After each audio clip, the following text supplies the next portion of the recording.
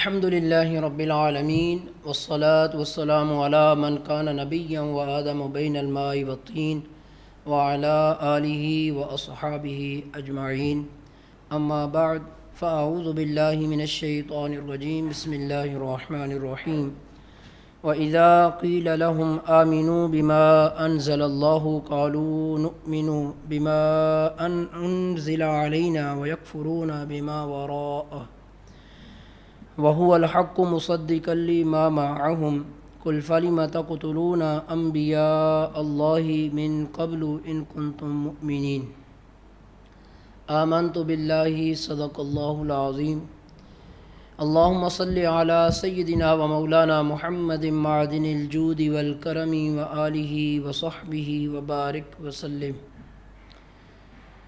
محتشم سامعین و ناظرین حضرات، آن لائن قرآن کلاسز پروگرام کے ساتھ آپ کا میزبان محمد شعیب تبسم آپ کی خدمت میں حاضر ہے.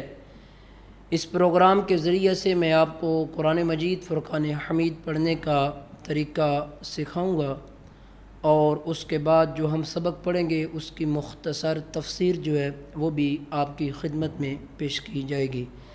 آپ قرآن سے محبت کیجئے، ذوق، محبت اور شوق سے اسے پڑھیے، اس لیے کہ جو قرآن سے محبت کرتا ہے اور اس کی تلاوت کو اپنا وظیفہ بنا لیتا ہے، اس کے گھر کے اندر، اس کی زندگی کے اندر، اس کے دینی اور دنیاوی معاملات کے اندر اللہ وحدہ لا شریک برکات نازل فرما دیتا ہے.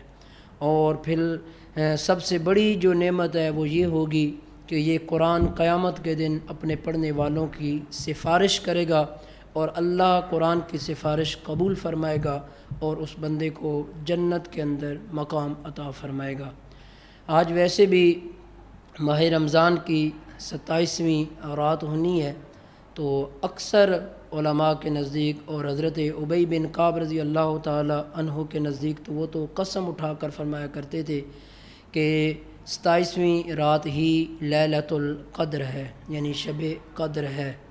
تو چونکہ قرآن مجید فرقان حمید کا نزول جو ہے وہ بھی لیلۃ القدر شب قدر کو ہوا، جیسا کہ سورہ قدر میں اللہ وحدہ لا شریک نے فرمایا انا انزلناہ فی لیلۃ القدر.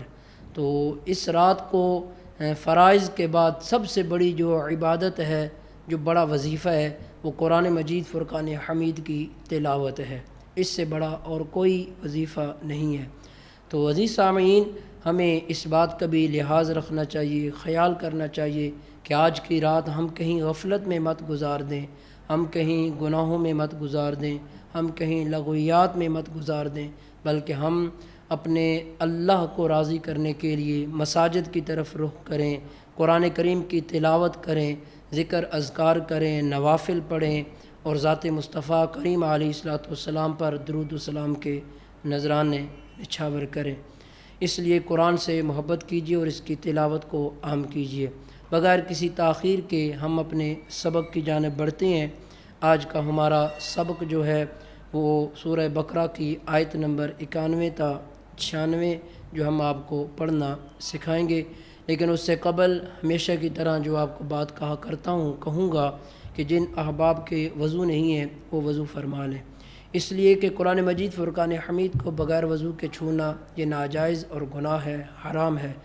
قرآن پاک کو پاکیزگی کی حالت کے اندر طہارت ہو اور وضو ہو، اس صورت کے اندر اسے چھوا جا سکتا ہے. تو جن احباب نے ابھی وضو نہیں کیا وہ کر لیں، اور جنہوں نے کر لیا ہے وہ قرآن مجید فرقان حمید کو اپنے سامنے رکھیں، اور اپنے سبق کا ہم آغاز کرتے ہیں. آئیے آج کے اپنے سبق کا ہم آغاز کرتے ہیں. اعوذ باللہ من الشیطان الرجیم. بسم اللہ الرحمن الرحیم. وَإِذَا قِيلَ لَهُمْ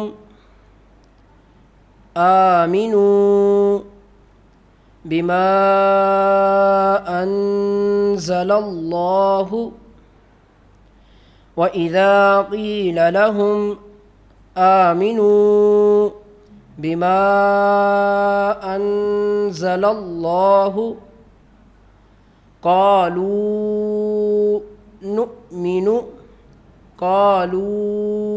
نُؤْمِنُ بِمَا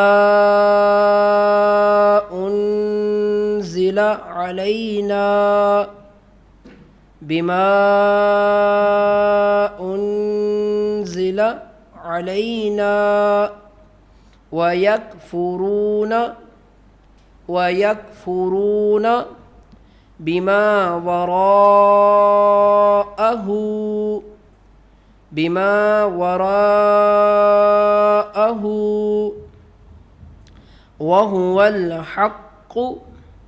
وهو الحق پہلا حا پھر قاف وهو الحق مصدقا لما معهم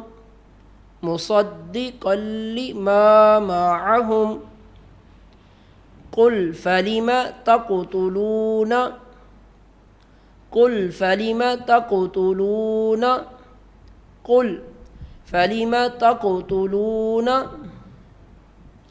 أنبياء الله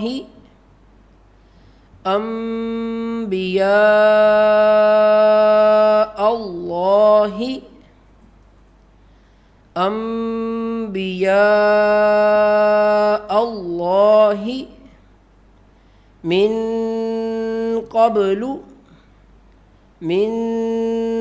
قبل إن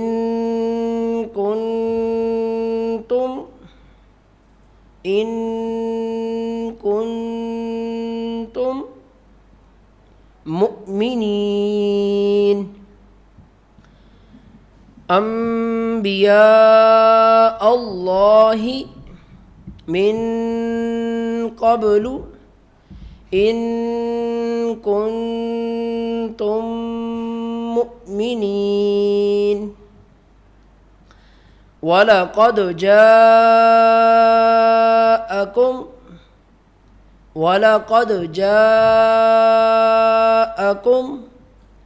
مُوسَى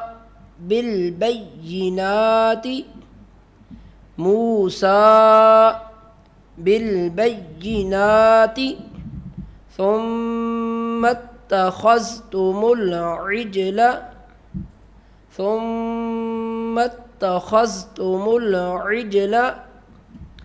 من بعده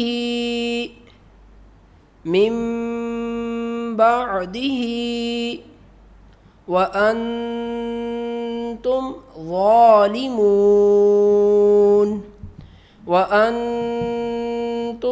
ظالمون وَإِذْ أَخَذْنَا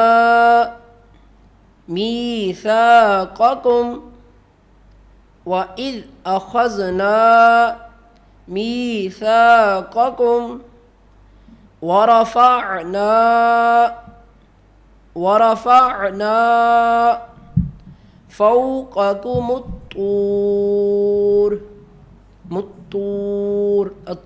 را ہے، را کے اوپر زبر ہے، وقف کریں گے تو زبر کی حرکت جو ہے وہ ختم ہو جائے گی اور صرف حرف اور اس کی آواز جو ہے وہ برقرار رہے گی۔ وَرَفَعْنَا فَوْقَكُمُ الطُّورَ خُذُوا خا پیش خو ذال واو پیش ذو خُذُوا مَا آتَيْنَاكُمْ بِقُوَّةٍ وَاسْمَعُوا خُذُوا مَا آتَيْنَاكُمْ بِقُوَّةٍ وَاسْمَعُوا قَالُوا سَمِعْنَا وَعَصَيْنَا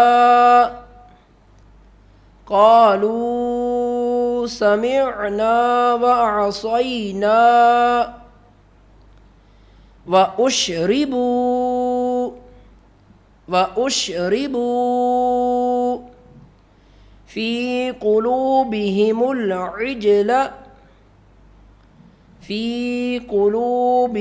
الْعِجْلَ بِكُفْرِهِمْ قُلْ بِئْسَ مَا يَأْمُرُكُمْ قل بئس ما يأمركم به إيمانكم يأمركم به إيمانكم إن كنتم مؤمنين قل إن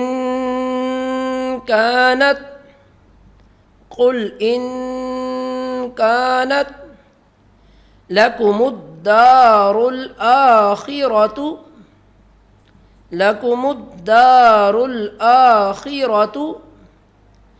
عند الله خالصة من دون الناس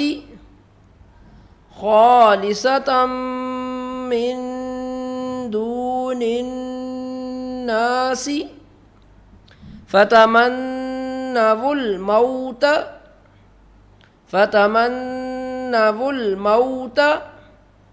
إن كنتم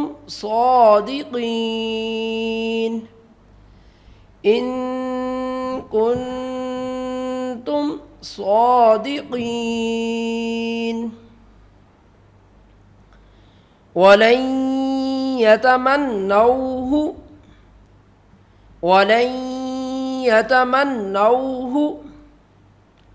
أبدا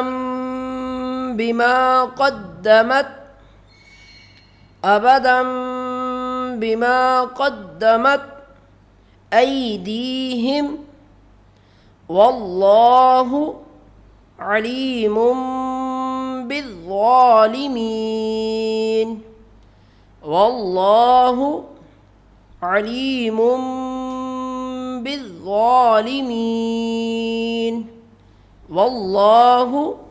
عليم بالظالمين ولتجدنهم أحرص الناس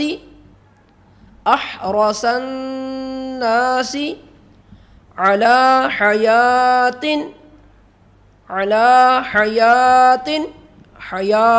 پر اگر ہم وقف کریں گے تو آخر پر گولتا ہے اور اس پر حرکت جو ہے وہ تنوین کی صورت میں ہے، تو اسے ہم گرا دیں گے تو یہ آخر پر گولتا جو ہے یہ ہا بن جائے گی، تو آخر پر صرف ہا کی آواز آئے گی، تو پڑھا جائے گا احرص الناس علی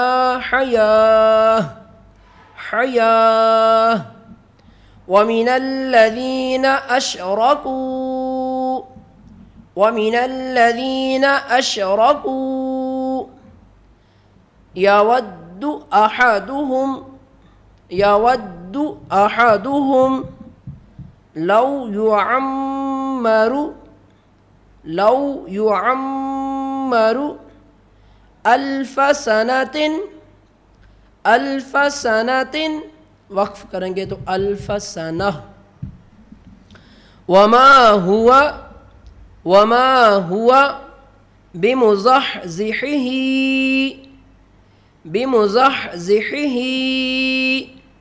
من العذاب أن يعمر وقف کریں گے تو أن يعمر والله بصير بما يعملون والله بصير بما يعملون۔ یہ ہمارا آج کا سبق تھا سورہ بقرہ کی آیت نمبر 91 تا 96 جو ہم نے آپ کو پڑھنا سکھائی۔ ابھی آپ اسے سماعت کر لیں تاکہ پڑھنے کے لیے آپ کو آسانی ہو۔ اعوذ باللہ من الشیطان الرجیم بسم اللہ الرحمن الرحیم وَإِذَا قِيلَ لَهُمْ آمِنُوا بِمَا أَنزَلَ اللَّهُ قَالُوا نُؤْمِنُ بِمَا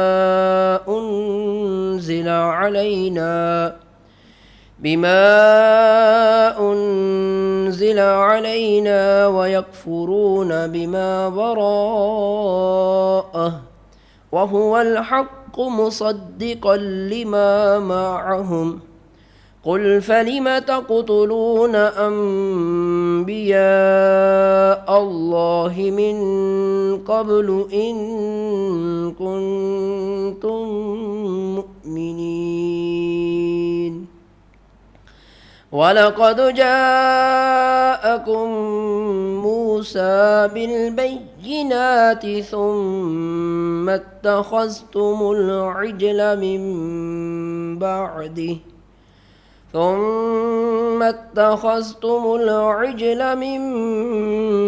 بَعْدِهِ وَأَنتُمْ ظَالِمُونَ وَإِذْ أَخَذْنَا مِيثَاقَكُمْ وَرَفَعْنَا فَوْقَكُمُ الطُّورَ خُذُوا مَا آتَيْنَاكُمْ بِقُوَّةٍ وَاسْمَعُوا قَالُوا سَمِعْنَا وَعَصَيْنَا وَأُشْرِبُوا فِي قُلُوبِهِمُ الْعِجْلَ بِكُفْرِهِمْ قُلْ بِئْسَ مَا يَأْمُرُكُم بِهِ إِيمَانُكُمْ إِن كُنتُم مُّؤْمِنِينَ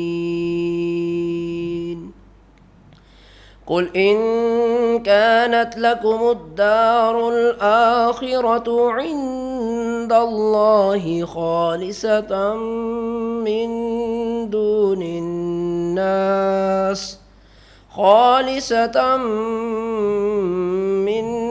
دُونِ النَّاسِ فَتَمَنَّوُا الْمَوْتَ إِن كُنتُمْ صَادِقِينَ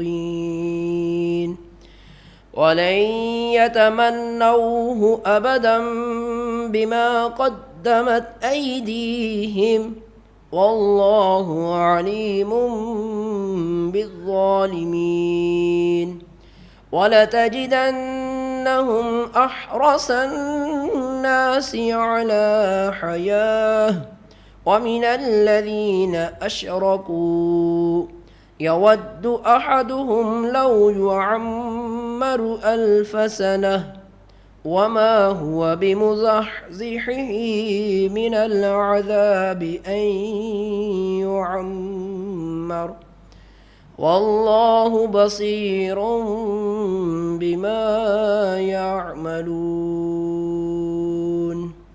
آمنت باللہ صدق اللہ العظیم۔ عزیز سامعین، آج کا یہ ہمارا سبق سورہ بقرہ کی آیت نمبر 91 تھا۔ 96 جو ہم نے آپ کو پڑھنا سکھایا۔ ابھی انشاءاللہ تعالی خوبصورت سا کلام ہوگا، کلام کے بعد آپ سے پھر ملاقات ہوگی۔ آپ ہمارے ساتھ رہیے گا۔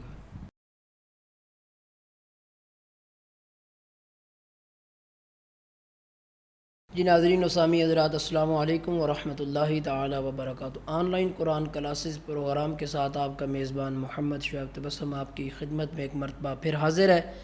آج ہم نے سورہ بقرہ کی آیت نمبر 91 تا 96 آپ کو پڑھنا سکھائی۔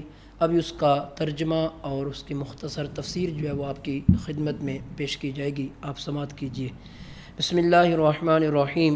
وَإِذَا قِيلَ لَهُمْ آمِنُوا بِمَا أَنزَلَ اللَّهُ قَالُوا نُؤْمِنُ بِمَا أُنزِلَ عَلَيْنَا وَيَكْفُرُونَ بِمَا وَرَاءَهُ وَهُوَ الْحَقُّ مُصَدِّقًا لِمَا مَعَهُمْ قُلْ فَلِمَ تَقْتُلُونَ أَنبِيَاءَ اللَّهِ مِن قَبْلُ إِن كُنتُم مُّؤْمِنِينَ۔ اور جب ان سے کہا جائے کہ اس پر ایمان لاؤ جو اللہ نے نازل فرمایا ہے، تو کہتے ہیں ہم اسی پر ایمان لاتے ہیں جو ہمارے اوپر نازل کیا گیا، اور وہ تورات کے علاوہ دیگر کا انکار کرتے ہیں، حالانکہ وہ قرآن بھی حق ہے ان کے پاس موجود۔ کتاب کی تصدیق کرنے والا ہے۔ اے محبوب تم فرما دو کہ اے یہودیوں، اگر تم ایمان والے تھے تو پہلے تم اللہ کے نبیوں کو کیوں شہید کرتے تھے؟ وَلَقَدْ جَاءَكُم مُوسَىٰ بِالْبَيِّنَاتِ ثُمَّ اتَّخَذْتُمُ الْعِجْلَ مِن بَعْدِهِ وَأَنْتُمْ ظَالِمُونَ، اور بے شک تمہارے پاس موسیٰ روشن نشانیاں لے کر تشریف لائے، پھر تم نے اس کے بعد بچھڑے کو معبود بنا لیا اور تم ظالم تھے۔ وَإِذْ أَخَذْنَا مِيثَاقَكُمْ وَرَفَعْنَا فَوْقَكُمُ الطُّورَ خُذُوا مَا آتَيْنَاكُمْ بِقُوَّةٍ وَاسْمَعُوا قَالُوا سَمِعْنَا وَعَصَيْنَا وَأُشْرِبُوا فِي قُلُوبِهِمُ الْعِجْلَ بِكُفْرِهِمْ قُلْ بِئْسَ مَا يَأْمُرُكُمْ بِهِ إِيمَانُكُمْ إِن كُنتُم مُؤْمِنِينَ، اور یاد کرو جب ہم نے تم سے عہد لیا اور کوہ طور کو تمہارے سروں پر بلند کر دیا اور فرمایا مضبوطی سے تھام لو اس کو جو ہم نے تمہیں عطا کی ہے اور سنو۔ انہوں نے کہا ہم نے سنا اور نہ مانا، اور ان کے کفر کی وجہ سے ان کے دلوں میں تو بچھڑا رچا ہوا تھا۔ اے محبوب تم فرما دو اگر تم ایمان والے ہو تو تمہارا ایمان تمہیں کتنا برا حکم دیتا ہے۔ قل ان كانت لكم الدار الآخرة عند الله خالصة من دون الناس فتمنوا الموت ان كنتم صادقين، اے محبوب تم فرما دو اگر دوسرے لوگوں کو چھوڑ کر آخرت کا گھر اللہ کے نزدیک خالص تمہارے ہی لیے ہے تو اگر تم سچے ہو تو موت کی تمنا کرو۔ وَلَن يَتَمَنَّوْهُ أَبَدًا بِمَا قَدَّمَتْ أَيْدِيهِمْ وَاللَّهُ عَلِيمٌ بِالظَّالِمِينَ، اور اپنی بد اعمالیوں کی وجہ سے یہ ہرگز کبھی موت کی تمنا نہ کریں گے، اور اللہ ظالموں کو خوب جانتا ہے۔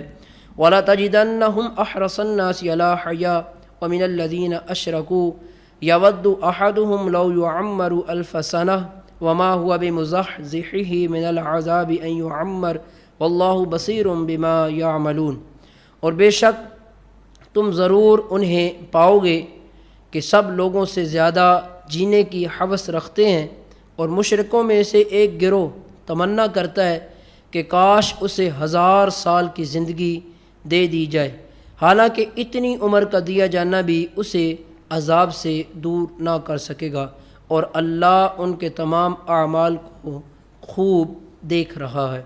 عزیز سامعین، آج کی ہمارے یہ سبق کا ترجمہ تھا، اب ہم اس کی مختصر تفسیر کی جانب بڑھتے ہیں۔ فرمایا وَإِذَا قِيلَ لَهُمْ آمِنُوا بِمَا أَنزَلَ اللَّهُ قَالُوا نُؤْمِنُ بِمَا أُنزِلَ عَلَيْنَا وَيَكْفُرُونَ بِمَا وَرَاءَهُ۔ اس آیہ مقدسہ کے اندر یہودیوں کا ایک قبیح فعل، ایک برا فعل جو ہے اس کو بیان کیا جا رہا ہے کہ جب ان سے کہا جائے کہ اللہ تعالیٰ کی نازل کی ہوئی تمام کتابوں پر ایمان لاؤ، تو آگے سے وہ جواب دیتے اور کہتے ہیں ہم تو صرف تورات پر ایمان لائیں گے، تورات کے علاوہ ہم کسی پر ایمان نہیں لائیں گے۔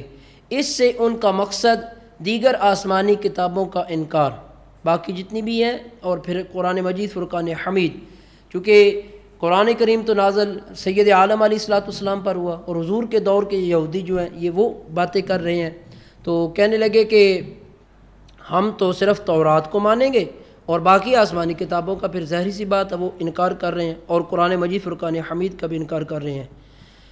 اچھا، جب تورات جو ہے اس کے اندر حضور نبی رحمت صلی اللہ تعالیٰ علیہ وآلہ وسلم کے نبوت کے بارے میں خبریں جو موجود ہیں، اور اس کے متعلق جب ان سے یہ کہا جائے کہ تم کہتے ہو کہ ہم تورات کو مانتے ہیں، تو بھئی اگر تم تورات کو مانتے ہو تو تورات کے اندر تو حضور کی نبوت کا بیان ہے، نبی رحمت صلی اللہ تعالیٰ علیہ وآلہ وسلم کی آخری نبی ہونے کا بیان تورات کے اندر موجود ہے۔ اگر تم تورات پر ایمان لانے کا دعویٰ کرتے ہو تو حضور علیہ السلام کی نبوت اور آپ پر نازل ہونے والی کتاب اس کو بھی مانو، قرآن مجید کو مانو، اس کا پر انکار کیوں کرتے ہو؟ تو اللہ وحدہ لا شریک نے فرمایا اے حبیب آپ ان یہودیوں سے فرمائیں اگر تم تورات پر ایمان لانے کے اتنے ہی بڑے دعوے دار ہو کہ تم کہتے ہو کہ ہم تورات پر ایمان لاتے ہیں اور باقی کسی پر نہیں لاتے، تو پھر تم ان سے پوچھو کہ فَلِمَا يَتَقْتُلُونَ أَنْبِيَاءَ اللَّهِ، تو تم نے انبیاء کرام کو قتل کیوں کیا، حالانکہ تورات کے اندر تو اس چیز سے منع کیا گیا۔ تم کہتے ہو کہ ہم تورات پر ایمان رکھتے ہیں اور کسی پر نہیں رکھتے، تو اگر تم تورات پر ہی ایمان رکھتے ہو تو بتاؤ تم نے انبیاء کرام علیہ السلام کو قتل کیوں کیا، جبکہ تورات کے اندر تو اس چیز سے منع کیا گیا کہ انبیاء کرام علیہ السلام کو شہید نہ کیا جائے۔ تو اس واسطے ان کا تورات پر بھی ایمان کوئی نہیں ہے، بلکہ یہ اپنے نفس کے غلام ہیں۔ اچھا، اس آیت سے ہمیں کچھ احکامات جو ہیں وہ پتہ چلتے ہیں۔ پہلا حکم اس آیت سے ہمیں یہ معلوم ہوا کہ آسمانی کتابوں پر اور حضور نبی رحمت صلی اللہ تعالیٰ علیہ وآلہ وسلم کے فرامین پر ایمان لانا ضروری ہے، اور ان میں سے کسی ایک کا بھی انکار وہ کفر ہے۔ اسی طرح تمام انبیاء کرام علیہ السلام پر ایمان لانا یہ بھی ضروری ہے، کسی ایک نبی کا انکار بھی وہ کفر ہے۔ یہی وجہ ہے کہ بحمد اللہ تعالی مسلمان آقا علیہ السلام کے علاوہ سارے نبیوں کی تعظیم اور ان پر ایمان یہ لازم اور ضروری سمجھتا ہے۔ جبکہ آپ عیسائیوں کو دیکھ لیں تو حضرت عیسیٰ کے علاوہ کسی کو نہیں سمجھیں گے صحیح، یہودیوں کو دیکھ لیں تو حضرت موسیٰ کے علاوہ کسی کو نہیں سمجھیں گے۔ تو یہ ان کی اپنی جو قوم پر نبی ہے انہوں نے اس کو مانا، اور وہ بھی صحیح مانتے نہیں ہیں، اظہار کرتے ہیں اس کا اور باقیوں کو جھٹلاتے ہیں۔ دوسرا اس سے حکم یہ ثابت ہوا کہ انبیاء کرام علیہ السلام کی تعظیم یہ ایمان کا ایک اعلیٰ رکن ہے کہ انبیاء کی تعظیم کی جائے، اور انبیاء کرام علیہ السلام کی توہین کرنا یہ کفر ہے۔ تیسرا حکم اس آیت مقدسہ سے یہ ثابت ہوتا ہے کہ اللہ کے نبیوں کو شہید کرنا یہ بھی کفر ہے، انسان دائرہ اسلام سے خارج ہو جاتا ہے۔ چوتھا حکم اس آیت مقدسہ سے ہمیں یہ ملتا ہے کہ کفر سے راضی ہونا بھی کفر ہے۔ کفر تو ہے ہی کفر پر راضی ہونا فرمایا یہ بھی کفر ہے۔ حضور پر نور صلی اللہ تعالیٰ علیہ وآلہ وسلم کے زمانہ کے بنی اسرائیل نے انبیاء کرام علیہ السلام کو شہید تو نہیں کیا تھا، جو حضور کے زمانہ کے اندر موجود تھے انہوں نے شہید تو نہیں کیا تھا، مگر چونکہ وہ قاتلوں کی اس حرکت پر راضی تھے جنہوں نے سابقہ جو امتیں تھیں ان لوگوں میں سے جن لوگوں نے انبیاء کرام کو قتل کیا، ان کے قتل کرنے پر موجودہ جو حضور کے دور کے یہ بنی اسرائیل کے لوگ تھے وہ راضی تھے اور ان کو اپنا بڑا لیڈر مانتے تھے اور انہیں عظمت سے یاد کرتے تھے، اس لیے انہیں بھی قاتلوں کے اندر شامل کیا گیا اور فرمایا کہ تم بھی قاتل ہو۔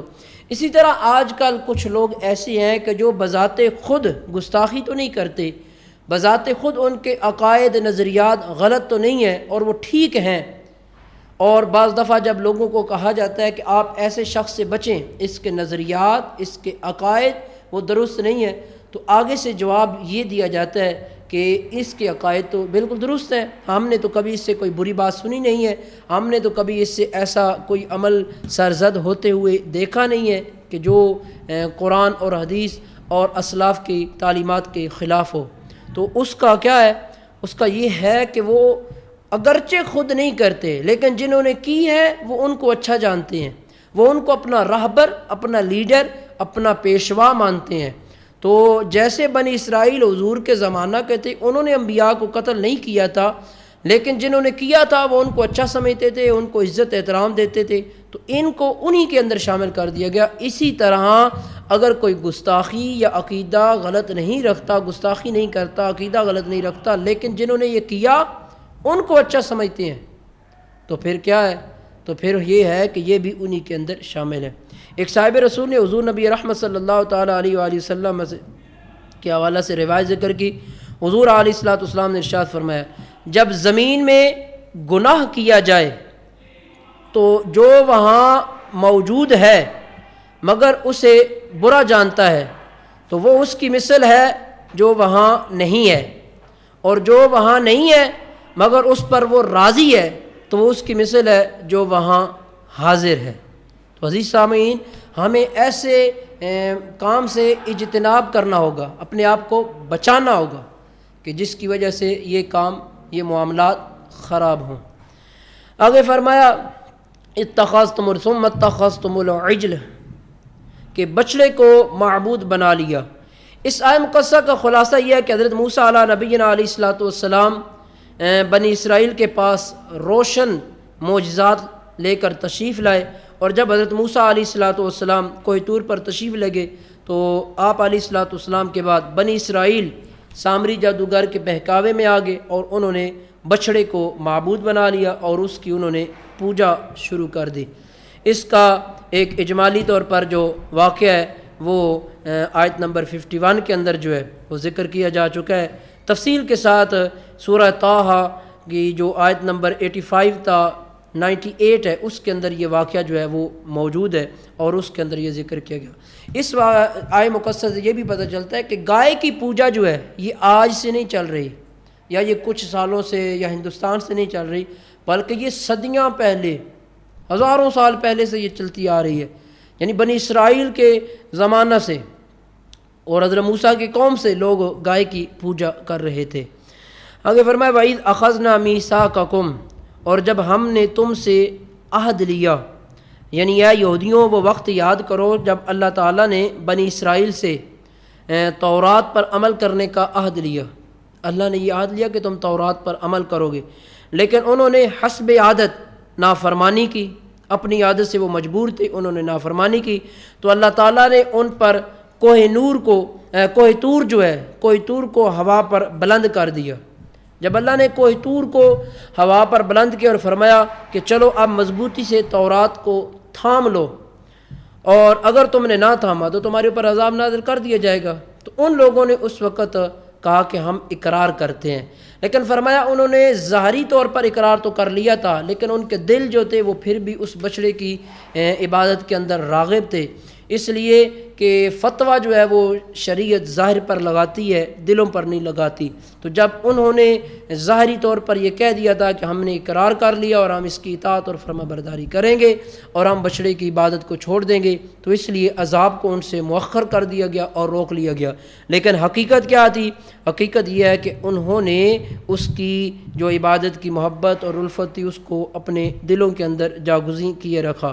تو فرمایا حبیب صلی اللہ علیہ وسلم آپ ان سے فرمایا یہودیوں، اگر تم اپنے اسلاف کی اس حرکت کو جانتے ہو لیکن تم نہ تو اس سے نفرت کا اظہار کرتے ہو اور نہ ہی اس سے اپنی برات جو ہے اس کو ظاہر کرتے ہو، تو خود بتاؤ کیا تورات پر ایمان لانے کے یہ تقاضے ہیں؟ تم بتاؤ کیا ایمان لانے کے یہ تقاضے ہیں تورات پر؟ اگر اس کے یہی تقاضے ہیں تو جان لو کہ پھر تمہارا ایمان تو تمہیں بڑا برا حکم دیتا ہے، بہت برائی کا تمہارا ایمان تمہیں حکم دیتا ہے اور اس سے تمہیں بچنا چاہیے۔ قرآن مجید فرقان حمید پر ایمان لانے کا مطلب کیا ہے؟ قرآن مجید فرقان حمید پر ایمان لانا اس آیت مقدسہ سے معلوم ہوا کہ اللہ تعالیٰ کی کتاب یعنی قرآن مجید فرقان حمید پر ایمان لانے کا مطلب یہ ہے کہ اس کے تمام احکام جو ہیں سب تقاضوں پر عمل کیا جائے، جتنے اس کے احکام ہیں اور اس کے جتنے تقاضے ہیں ان سب تقاضوں پر عمل کیا جائے، ان کی خلاف ورزی نہ کی جائے، خلاف نہ جایا جائے۔ اس چیز کو سامنے رکھتے ہوئے آج کے مسلمان کو غور کرنا چاہیے اور آج کے مسلمان کو سوچنا چاہیے کہ قرآن مجید فرقان حمید جو ہے وہ مسلمانوں کو کیا حکم دے رہا ہے اور آج کا مسلمان کیا کہہ رہا ہے۔ کیا قرآن نے نماز پڑھنے کا حکم نہیں دیا اور آج کتنے لوگ نماز کو جان بوجھ کر چھوڑ رہے ہیں؟ کیا قرآن نے روزے کا حکم نہیں دیا؟ آج کتنے لوگ کوئی بہانہ ہیلا بیماری لے کر روزے کو چھوڑ رہے ہیں۔ کیا قرآن نے زکوٰۃ کا حکم نہیں دیا؟ آج کتنے لوگ بہانے ہیلے کر کے زکوٰۃ کو چھوڑ رہے ہیں۔ کیا قرآن نے عورت کو پردے کا حکم نہیں دیا؟ قرآن نے کہا کہ عورت گھر کے چار دیواری کے اندر رہے اور پردہ کرے، تو کیا آج اس حکم کی تعمیل کی جا رہی ہے؟ آج اگر کوئی ممبر پر آواز اٹھاتا ہے کہ عورت پردہ کرے تو اس آواز اٹھانے والے کو محدود سوچ کا آدمی قرار دیا جاتا ہے اور اسے کہا جاتا ہے کہ تم تو عورت کی آزادی کے خلاف ہو، اور اسے کہا جاتا ہے کہ تم تو ایک کمزور سوچ اور ایک بند سوچ کے مالک ہو، تمہیں نہیں پتہ کہ عورت آزاد ہے اور اسے اس طرح ہونا چاہیے۔ کیا یہ مطالبہ کسی صاحب کا ہے؟ کیا یہ مطالبہ کسی عالم دین کا، کسی صحابی کا ہے؟ یہ تو رسول کریم علیہ الصلوۃ والسلام پر نازل ہونے والی کتاب کا مطالبہ ہے، یعنی قرآن مجید کا مطالبہ ہے کہ عورت کی شان یہ ہے کہ وہ پردے کے اندر رہے اور اپنی عصمت کی حفاظت کرے۔ کیا قرآن مجید فرقان حمید کے اندر حرام مال کمانے سے منع نہیں کیا گیا؟ آج کس قدر ہیلے بنا کر اور یہاں تک کہ الیاذ باللہ ہمارے کاروبار جو حکومتی لیول پر ہے ان کے اندر بھی کس قدر سود کو داخل کر دیا گیا۔ کیا ہم قرآن پر عمل کر رہے ہیں؟ کیا قرآن مجید فرقان حمید کے اندر یتیموں کے مال کو غصب کرنے سے منع نہیں کیا گیا؟ آج لوگ کس قدر یہ زیادتی اور ظلم کر رہے ہیں۔ کیا قرآن مجید فرقان حمید کے اندر قتل کرنے سے منع نہیں کیا گیا؟ آج ہماری صورت یہ ہے کہ قتل ہونے والے کو پتہ نہیں ہوتا کہ مجھے کس جرم میں قتل کیا گیا، اور قتل کرنے والے کو بھی نہیں پتہ کہ میں کیا کر رہا ہوں۔ آج کے مسلمان کو غور کرنا چاہیے کہ قرآن پر ایمان لانے کا مطلب کیا ہے، اس کے تقاضے کیا ہیں۔ کسی ایک بات کو مان لینا اور باقی ساری باتوں کو چھوڑ دینا یہ ظلم ہے اور یہودیوں کا طریقہ ہے، ایمان والوں کی یہ شان نہیں ہے۔ تو ہمیں چاہیے کہ ہم اپنے اعمال کا احاطہ کریں اور ہم ان کو دیکھیں اور غور کریں کہ ہم کس کیٹیگری کے اندر جا رہے ہیں۔ ہم اللہ کی نافرمانیوں کی طرف بڑھے ہوئے ہیں اور اپنے رسول کریم علیہ الصلوۃ والسلام کے ساتھ ہم کس قدر وفا کر رہے ہیں۔ ہمیں سوچنا چاہیے ایمانی قوت جو ہے اس کو معلوم کرنے کا طریقہ کیا ہے۔ کیسے پتہ چلے گا کہ ہمارے اندر ایمان مضبوط ہے اور اس کی قوت آ گئی ہے؟ میں تفصیل کی طرف اس حوالے سے نہیں جاؤں گا، صرف اتنا کہوں گا، اگر میرا اور آپ کا دل نیکیوں کی جانب راغب ہے اور بدیوں سے متنفر ہے، نفرت کرتا ہے، تو سمجھ لیجئے کہ ہمارا دل وہ ایمانی قوت سے بھرا ہوا ہے۔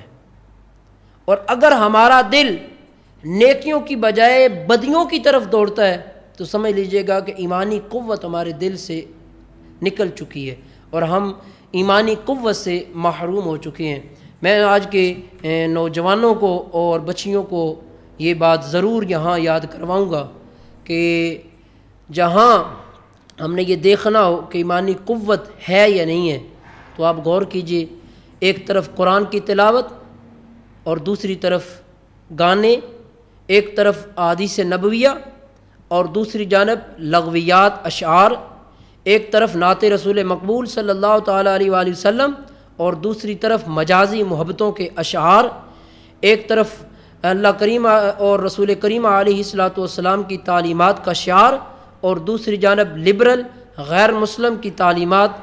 تو اگر ہمارا دل اللہ اور اس کے رسول اور ان کاموں کی جانب راغب ہوتا ہے تو ہمارے اندر ایمانی قوت وہ ہے، اور اگر ہمارا دل اس کے متضاد جاتا ہے جتنی چیزیں بیان کی ہیں تو سمجھ لیجئے گا ایمانی قوت سے ہمارے دل محروم ہیں۔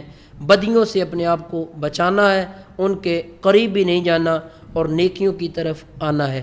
قرآن کی تلاوت کو سن کر ہمیں اپنے دلوں کو سرور دینا ہے۔ بڑا افسوس ہوتا ہے کہ جب لوگ کہتے ہیں کہ یہ جو موسیقی ہے یہ روحوں کی غذا ہے۔ میرے بھائی، موسیقی مسلمان کی روح کی غذا نہیں ہے۔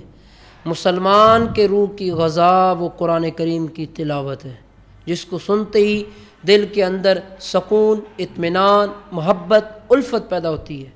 موسیقی دل روحوں کا چین نہیں ہے، اور یہ بہت غلط جملہ ہے، بہت غلط۔ اس کے اندر جا کر داخل ہونا یعنی اسے سننا یہ تو بعد کا مرحلہ ہے۔ یہ جملہ بنیادی طور پر اتنا غلط ہے اور اسلام اور اسلامی تعلیمات کے اس قدر خلاف ہے کہ الیاذ باللہ کہیں ایسا نہ ہو ہمیں یہی جملہ کل قیامت کے دن پھنسا دے اور ہم اللہ کی رحمت سے دور ہو جائیں۔ ہمیں غور کرنا چاہیے اور فکر کرنی چاہیے۔ آگے فرمایا خالصتاً، خالص تمہارے لیے۔ یہودیوں کا ایک باطل دعویٰ یہ بھی تھا کہ جنت کے اندر صرف وہی جائیں گے۔ یہودی یہ کہتے کہ جنت کے اندر صرف وہی جائیں گے، جیسے کہ سورہ بقرہ کی آیت نمبر 111 کے اندر یہ ان کا دعویٰ جو ہے یہ مذکور ہے۔ تو ان کا رد فرمایا جاتا ہے یہاں اس آیت کے اندر۔ فرمایا اگر تمہارے گمان میں جنت تمہارے لیے خاص ہے اور آخرت کی طرف صرف تمہیں ہی جانا ہے اور تمہیں وہاں اطمینان ہے اور تمہیں اعمال کی حاجت نہیں ہے، اور یہ جتنی نعمتیں جو ہیں، یہ جو مصائب جو ہیں، یہ سارے معاملات جو ہیں، فرمایا پھر تم ان کو کیوں برداشت کرتے ہو؟ تم تمنا کرو موت کی، تم کہو کہ ہمیں موت آ جائے اور مر جاؤ اور موت لے کر تم چلے جاؤ جنت کے اندر۔ حضرت عبداللہ بن عباس رضی اللہ تعالیٰ عنہما روایت کرتے ہیں، نبی رحمت صلی اللہ تعالیٰ علیہ وآلہ وسلم کا ارشاد گرامی ہے، حضور نے ارشاد فرمایا اگر یہودی موت کی تمنا کرتے تو سب ہلاک ہو جاتے اور روئے زمین پر کوئی بھی یہودی باقی نہ رہتا، لیکن انہوں نے تمنا نہیں کی۔ جب ان سے کہا گیا نا اگر تم کہتے ہو کہ جنت کے اندر تو صرف تم نے جانا ہے تو موت کی تمنا کرو اور چلے جاؤ، تو انہوں نے موت کی تمنا نہیں کی۔ اور پھر حضور فرماتے ہیں اگر تمنا کرتے تو سارے یہودی محو ہو جاتے، ختم ہو جاتے اور زمین پر کوئی یہودی باقی نہ رہتا۔ موت کی تمنا جو ہے فرمایا فتمنوا الموت، تو موت کی تمنا کرو۔ موت کی محبت اور اللہ تعالیٰ کی ملاقات کا شوق یہ مقبول بندوں کا طریقہ ہے، اللہ کے مقبول بندوں کا۔ موت کی وہ تمنا اس لیے کرتے تھے کہ تاکہ ہمیں اپنے رب سے ملاقات نصیب ہو جائے، ہم اپنے رب کی بارگاہ میں چلے جائیں۔ یہ مقبول بندے جو ہیں ان کا یہ طریقہ رہا ہے۔ حضرت فاروق اعظم رضی اللہ تعالی عنہ ہر نماز کے بعد وہ یہ دعا کیا کرتے تھے، اللہم ارزقنی شہادتا فی سبیلک وجعل موتی فی بلد رسولک صلی اللہ تعالی علیہ وسلم، اے میرے اللہ مجھے اپنی راہ میں شہادت اور اپنے رسول کے شہر میں موت نصیب فرما، وفات نصیب فرما۔ تو یہ مقبولان جو ہیں یعنی اللہ کی بارگاہ میں جو مقبول بندے ہیں ان کا یہ شعار رہا ہے اور ان کا یہ طریقہ کار رہا ہے۔ ایک یہ عمومی طور پر تمام اکابر صحابہ کرام اور بالخصوص شہدائے احد، شہدائے بدر اور اصحاب بیت رضوان اللہ تعالی علیہم اجمعین یہ راہ خدا میں موت سے محبت رکھتے تھے۔ ان کا شعار تھا کہ یہ اللہ کی راہ میں موت آ جائے، ان کی الفت تھی، محبت تھی ان کی۔ حضرت خالد بن ولید نے ایران والوں کو جو خط بھیجا تھا اس میں انہوں نے یہ تحریر کیا تھا، ان معی قومی یحبون القتل فی سبیل اللہ کما یحب الفارس الخمر، اللہ اکبر۔ فرمایا یعنی میرے ساتھ ایسی قوم ہے کہ جو اللہ تعالیٰ کی راہ میں شہید ہو جانے کو اتنا محبوب رکھتی ہے جتنا ایرانی لوگ شراب سے محبت کرتے ہیں۔ وہ شراب سے محبت کرتے تھے اور شراب کو پیتے تھے، تو حضرت خالد بن ولید نے لکھ کر بھیجا جتنی تم لوگ شراب سے محبت کرتے ہو اس سے بڑھ کر تو ہمارے پاس ایسی قوم ہے کہ جو موت سے محبت کرتی ہے، یعنی اللہ کی راہ میں شہید ہو جانے کو وہ ترجیح دیتے ہیں۔ ایک روایت کے اندر حضرت سعد بن ابی وقاص رضی اللہ تعالیٰ عنہ نے ایرانی لشکر کے سپہ سالار رستم بن فرخزاد کے پاس جو بھیجا تھا خط، اس کے اندر یہ تحریر آپ نے فرمایا تھا کہ اس طرح کا ہماری قوم ہے اور وہ موت کی تمنا کرتی ہے۔ خلاصہ کلام جو ہے وہ یہ ہے کہ اہل ایمان آخرت کو ترجیح دیتے ہیں اور وہ رغبت رکھتے ہیں، اگر ان کی عمریں لمبی ہوں تو وہ یہ تمنا کرتے ہیں کہ ہم سے اعمال اچھے ہوں، اگر وہ عمریں لمبی نہیں پاتے وہ یہ تمنا کرتے ہیں کہ ہمیں موت آ جائے تو وہ صرف اس لیے کہ ہمیں اپنے رب کی رضا نصیب ہو جائے اور ہم اپنے رب کی ملاقات کے لیے حاضر ہو سکیں اور ہم اللہ کی راہ میں شہید ہو جائیں۔ یاد رکھیے گا مومن کی شان یہ ہے کہ وہ کبھی دنیاوی تکالیف اور مصائب پر موت کی تمنا نہیں کرتا، یہ مومن کی شان یہ ہے۔ مصیبتیں، پریشانیاں، دکھ، تکالیف، رنج و الم آ جائیں لیکن کبھی موت کی تمنا اس وجہ سے نہیں کرتا، اگر وہ کرتا ہے تو وہ ضرور یہ کرتا ہے کہ اے اللہ مجھے جہاد میں موت عطا فرما دے، میں تیرے راہ میں کام کر رہا ہوں اور مجھے موت آ جائے اور پھر میں تیری بارگاہ میں مقبول ہو جاؤں۔ دنیاوی معاملات پر موت کی تمنا یہ کبھی بھی نہیں کرتے۔ حضرت انس بن مالک رضی اللہ تعالیٰ عنہ سے روایت ہے، رسول کریم علیہ الصلوۃ والسلام نے ارشاد فرمایا، کوئی دنیاوی مصیبت پر اگر پریشان ہو، کسی دنیاوی مسئلے کی وجہ سے وہ پریشان ہو تو موت کی تمنا نہ کرے، اور اگر موت کی تمنا کرنے کے سوا کوئی چارہ نہیں اس کے پاس ہے ہی صرف یہ کہ وہ موت کی تمنا کرے، تو پھر وہ فرمایا دعا یوں کرے، اے اللہ جب تک زندہ رہنا میرے لیے بہتر ہے اس وقت تک مجھے زندہ رکھ، اور جب میرے لیے وفات بہتر ہو تو اے میرے مالک تو مجھے وفات دے دے، پھر ایسے دعا کرے۔ تو در حقیقت دنیاوی پریشانیوں سے تنگ آ کر موت کی دعا کرنا یہ دراصل صبر و رضا، تسلیم و توکل کے خلاف ہے اور یہ ناجائز ہے۔ فرمایا وَلَن يَتَمَنَّوْهُ أَبَدًا بِمَا قَدَّمَتْ أَيْدِيهِمْ، وہ ہرگز موت کی تمنا نہ کریں گے۔ یہ غیب کی خبر اور معجزہ ہے کہ جو یہودی ہیں وہ نبی کریم علیہ الصلوۃ والسلام اور اسلام کی شدید مخالفت کے باوجود بھی وہ کبھی موت کی تمنا یعنی موت کا لفظ بھی اپنی زبان پر وہ نہیں لا سکیں گے اور نہیں لائے۔ وہ آگے فرمایا حرص الناس علی حیاۃ، لوگوں میں سب سے زیادہ جینے کی ہوس، یہ یہودیوں کے ایک فعل قبیح جو ہے اس کو ذکر کیا گیا۔ مشرکین کا ایک گروہ مجوسی ہے، آپس میں سلام کے موقع پر وہ کہتے کہ 1000 سال کہ یعنی 1000 سال جیو. مجوسیوں کا یہ طریقہ ہے، جب آپس میں ملاقات کرتے تو کہتے 1000 سال جیو. اس قول کے پیش نظر اس آیہ مبارکہ کا خلاصہ یہ ہے کہ جو وَلَا تَجِدَنَّهُمْ أَحْرَصَ النَّاسِ عَلَىٰ حَيَاةٍ آخر تک، کہ اے حبیب صلی اللہ تعالیٰ علیہ وآلہ وسلم، مجوسی مشرک 1000 برس جینے کی تمنا رکھتے ہیں، وہ چاہتے ہیں کہ 1000 سال جئیں، اور یہودی ان سے بھی بڑھ گئے ہیں، یہودی ان مجوسیوں سے بھی بڑھ گئے ہیں، اور انہیں جینے کی ہوس سب سے زیادہ ہے، حالانکہ اتنی عمر کا دیا جانا بھی انہیں جہنم کے عذاب سے دور نہیں رکھ سکے گا. اتنی عمر اگر انہیں مل بھی جائے، نصیب ہو بھی جائے، تو فرمایا پھر بھی انہیں جہنم کا عذاب جو ہے وہ اتنی عمر لمبی اس سے دور نہیں رکھ سکے گی. عذاب انہیں پھر بھی ملنا ہے اور وہ اس سے کبھی بچ نہیں سکتے. اور اللہ تعالیٰ ان کے تمام اعمال کو خوب دیکھ رہا ہے اور ان کا کوئی حال اللہ تعالیٰ سے چھپا ہوا نہیں ہے. دنیا کی زندگی کے حریث جو ہیں یہ کون ہیں؟ یاد رکھیے کہ کفار جو ہیں یہ دنیا کی زندگی کے حریث ہوتے ہیں اور یہ موت سے بھاگتے ہیں، جبکہ مومن کی شان یہ ہے کہ اگر وہ زندگی چاہتا ہے تو صرف اس لیے چاہتا ہے کہ وہ نیکیاں زیادہ کرے. اگر زندگی کی تمنا مومن کرتا ہے نا تو اس کی خواہش یہ ہوتی ہے کہ مجھے اس لمبی زندگی کے اندر نیکیاں کرنے کا موقع مل جائے، آخرت کا توشہ جمع کر سکے، اور آخرت کا زاد راہ جمع کرنے کے لیے پھر وہ زندگی چاہتا ہے. تو یہ زندگی کی ہوس نہیں ہے بلکہ یہ آخرت کی تیاری ہے، یہ جو مومن کرتا ہے. جبکہ غیر مسلم جو ہے، کافر جو ہے، وہ زندگی کو چاہتا ہے اور موت سے وہ گھبراتا ہے. اور لمبی عمر کا پایا جانا اور اچھے اعمال کا ہونا یہ تو ایک بہت بڑی نعمت ہے، اور بعض اوقات جو ہے یہ اللہ تعالیٰ کی طرف سے نعمت بھی ہوتی ہے اور بعض اوقات یہ وبال بھی بن جاتا ہے. حضرت ابو بکر رضی اللہ تعالیٰ عنہ فرماتے ہیں، ایک شخص نے عرض کیا، یا رسول اللہ صلی اللہ تعالیٰ علیہ وآلہ وسلم، لوگوں میں سے سب سے بہترین شخص کون ہے؟ حضور علیہ الصلوۃ والسلام نے فرمایا کہ جس کی عمر لمبی ہو اور اس کے اعمال اچھے ہوں، وہ لوگوں میں سے سب سے بہترین شخص ہے. اس صاحب نے پھر سوال کیا، یا رسول اللہ، لوگوں میں سے سب سے برا کون ہے؟ تو حضور نے ارشاد فرمایا، جس کی عمر لمبی ہو اور اس کا عمل برا ہو، وہ سب سے برا شخص ہے. تو ہمیں اگر لمبی عمر ملے تو ہمیں چاہیے کہ ہم اپنے اللہ کو راضی کرنے والے کام جو ہیں انہیں اختیار کریں. عزیز سامعین، آج کا یہ ہمارا درس سورہ بقرہ کی آیت نمبر 91 تا 96 جو ہم نے آپ کو پیش کی اور اس کا ترجمہ اور تفسیر جو ہے وہ بھی پیش کیا. آج کی رات لیلۃ القدر، شب قدر کی رات ہے، 27ویں رات ہے اور طاق رات ہے. زندگی کا پتہ نہیں ہے، اسے غفلت میں مت گزاریے گا. اپنے رب کو راضی کرنے کے لیے مساجد کی طرف رخ کیجیے، قرآن کریم کی تلاوت کیجیے، درود شریف پڑھیے، ذکر اذکار کیجیے، نوافل جو ہیں وہ پڑھیے. سب سے بڑا آج کی رات کا وظیفہ، احباب پوچھتے رہتے ہیں کہ اس رات کو ہمیں کیا کرنا چاہیے.